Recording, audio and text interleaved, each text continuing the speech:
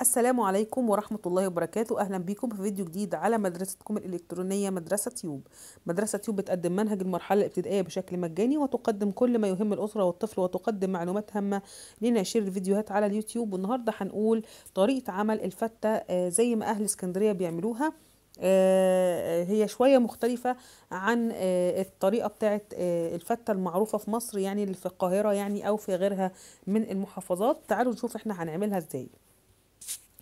اول حاجه بنحتاج مقدار من العيش الناشف، او سواء العيش ده ناشف احنا شاريينه من الفرن ناشف، او احنا مقمرينه عندنا في البيت. طب عشان نحمص العيش بتاعنا بنعمل ايه؟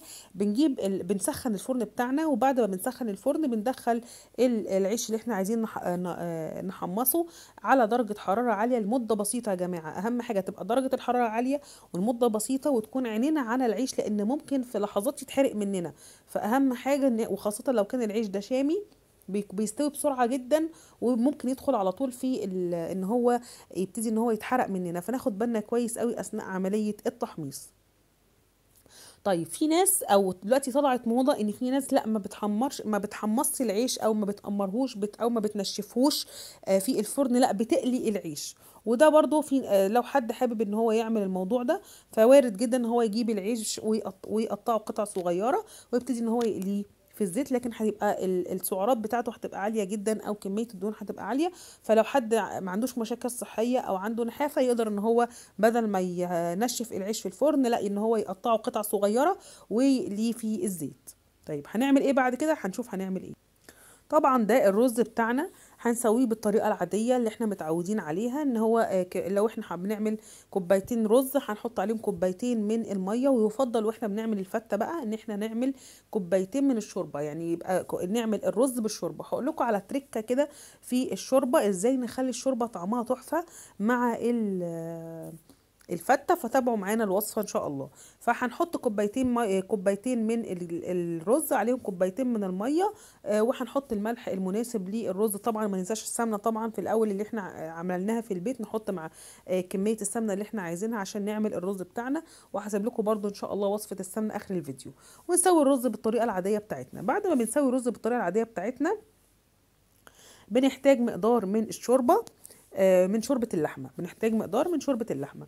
بعد ما بنحتاج مقدار من شوربة اللحمة، بنجيب العيش اللي احنا نشفناه مع بعض في الفرن، وبنبتدي ان احنا نقطعه قطع صغيرة، وبننزل عليه بالشوربة بتاعة اللحمة بتاعتنا اللي هي بتكون سخنة.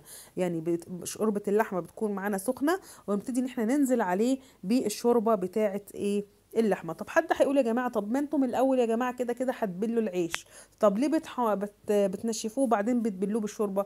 لو احنا جبنا العيش الطري وبليناه بالشوربه مباشره هيبوش تماما، وهيبقى يعني مش هيبقى ليه اي ملامح، يعني هيبقى. لكن لما يبقى العيش ناشف وبنحط عليه الشوربه، العيش بيتبل، ولكن بتفضل فيه ده بنبقى هو قطع عيش. لكن لو هو اصلا طري وحاطين عليه شوربه، هيبقى ملوش اي ملامح خالص، وهيتهرس، وهيبقى النتيجه مش حلوه تماما. وبرضه لو احنا قلينا العيش في الزيت، برضه بننزل عليه بالشوربه السخنه. ولازم تكون يا جماعه شوربه سخنه بتغلي، علشان العيش يمصها على طول بمجرد ما احنا بنحطها.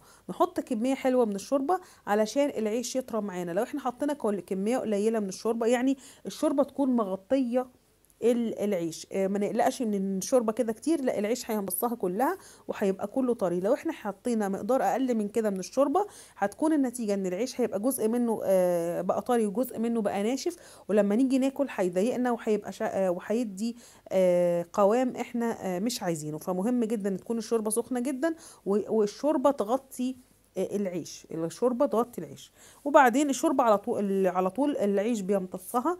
بعد ما العيش بيمتصها بقى هنعمل ايه؟ هنعمل تقليه الثوم.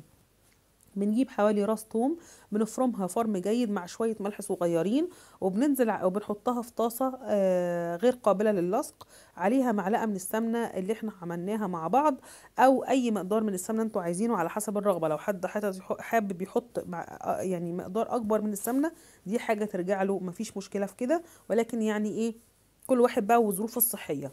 طيب بعد كده بنعمل ايه؟ بعد ما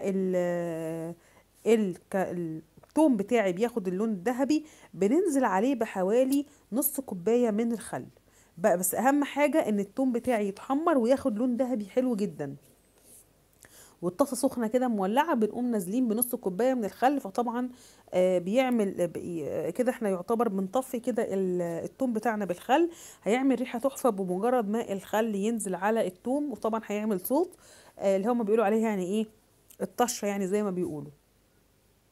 وكده نبقى احنا عملنا تقلية الفتة. طب هنعمل بعد كده ايه؟ هنجيب الرز اللي احنا عملناه وجهزناه مع بعض بالطريقة العادية بتاعتنا اللي احنا بنعملها في بيوتنا. وهنبتدي ان احنا نجيب الرز ونحطه على العيش. ما قلتلكوش انا عملت ايه في الشوربة اللي انا حطيتها على سواء عملت بيها الرز او عملت بيها او سقيت بيها العيش. ودي خطوة مهمة جدا. خدت حبة من التقلية بعد ما قليت التوم والخل مع بعض. هاخد حوالي معلقتين 3 من التقلية اللي ريحتها تحفة ويعني وخلت ريحة البيت كله جميل فعلا.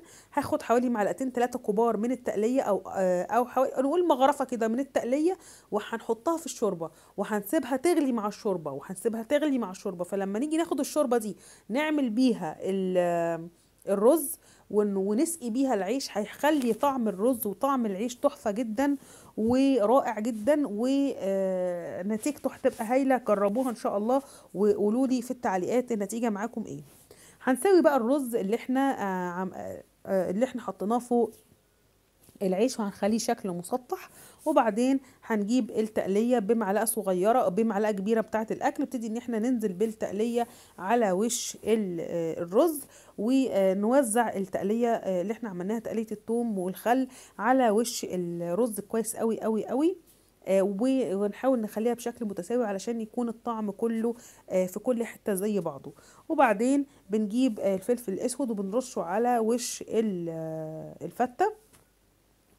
وهي كده الفتة الاسكندراني اللي الناس بتعملها في اسكندرية بدون لا زيادة ولا نقصان. احنا بس زودنا حتة ان احنا بناخد مغرفة من تقلية الثوم والخل وبنحطها في الشوربة، وبنغلي الشوربة بتقلية الثوم والخل علشان لما نيجي نعمل الرز بالشوربة، ولما نيجي نسقي العيش بالشوربة اللي فيها مغرفة من تقلية الرز والخل هيخلي طعمها احلى بكتير، وهيدعم طعم التقلية في كل الطبق بتاعنا.